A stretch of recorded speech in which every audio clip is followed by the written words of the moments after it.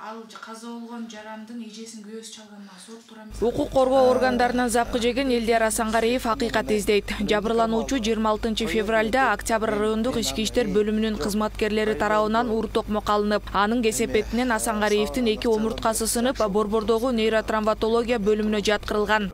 Мен жанында жүргөн шопурум чуркапар эле тиги эшикти ачты. Каяка барасыңар? Деп бир экөө сураганга жетиштиби жетишкен жок деп элем. Эшигин ачканда эле тиги милициялар барып эки колун бурап кайра алып келаткан да. Ошол мезгилде мен жолдо тургам. Анан мен маңдайыма чыгып калышты. Анан мен муну эмне кармап алдыңар? Кое бергиле деген эле бир эки ооз сөз үчүн бирөөсү ошондо айттары менен эле бир милициянын кызматкери аркаман колун аркаман келип баягы удушающий прием менен муунтту меничи. Анан экөө келип эки колумду бурап туруп машинеге салып эле анан машинеге отургандар менен эле сразу мени баягы сөгүп башташты, чын айтканда. Баягы сен каяктан келген немесиң, эмне эле кечке ушундай бизди неметип атасың тиги бу деп ушун аябай көп сөз болду. Анан мен баягы колумду кое бергиле деп мен сурандым, бирок кое беришкен жок. Жеттик. Анан гомдун астына келгенде эле гомго киргизип мен менен сүйлөшөт го деген ой болду да. Анан сүйлөшпөй эле машинадан түшкөн менен эле кайра эле колумду бурап эле гомдун ичине сүйрөгөн бойдон кирип кетишти да мени.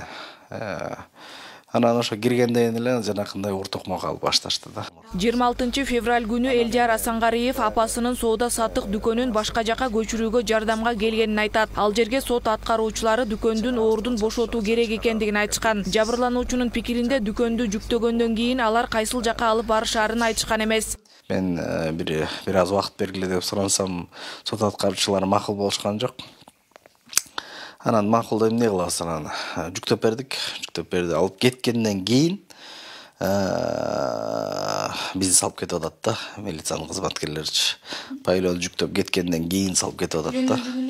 Ошол жанакы павильонду жүктөп чыгып атканда сот аткаруучулар павильонду тиги машина менен бир сиздер каалаган жерге жеткизип берет деп айтышкан да. Анан жүктөп алып туруп анан жанакы ТСЖнын сотрудниги экенин, бир мүчөсү экенин кийин билип атам. Бир аксакал отуруп туруп эле анан павильонду жүктөп алып качып атышпайбы? Баягы немеденчи, тигил жерден. Анан менин жанымда жүргөн шопурум чуркапар эле тиги эшикти ачты. Каяка барасыңар? Деп бир экөө сураганга жетиштиби жетишкен жок деп элем. Эшигин ачканда эле тиги милициялар барып эки колун бурап кайра алып келаткан да.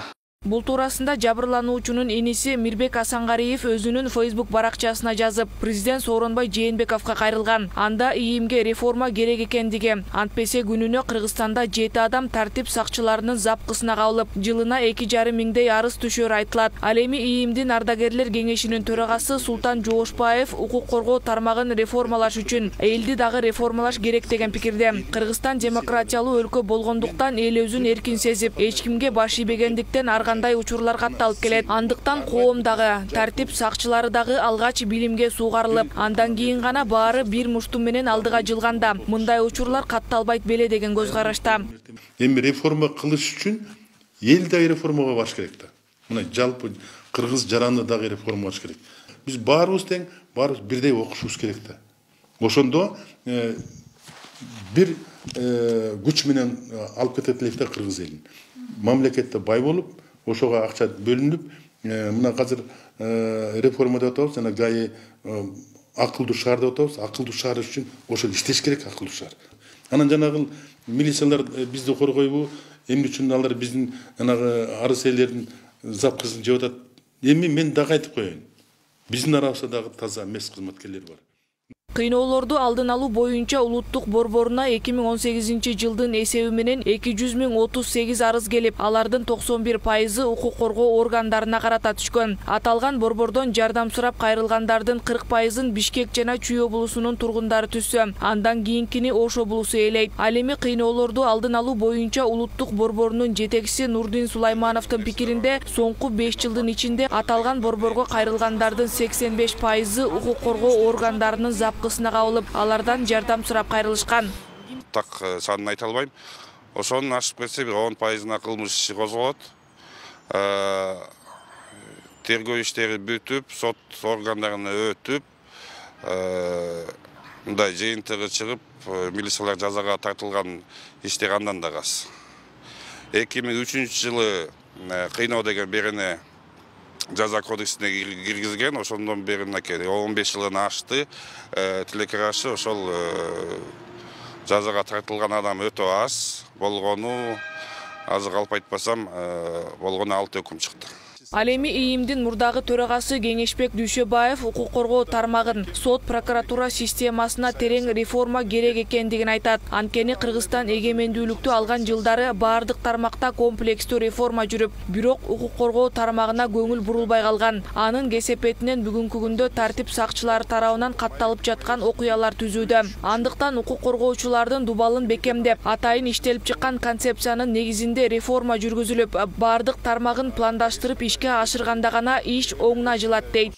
Албетте бүгүнкү күндө Ички иштер министрлигинин жетекчилиги, министр баш болуп, орун басарлары болуп, абдан жакшы иштерди жүргүзүп атышат. Буга да туура баа беришибиз керек. Болгон аракеттерди жумшап атышат. Бирок жалпы процесстен артта калгандан кийин аны кубалап жетиш, ага баардыгын камтыш абдан кыйын, анын чоң иш экен да.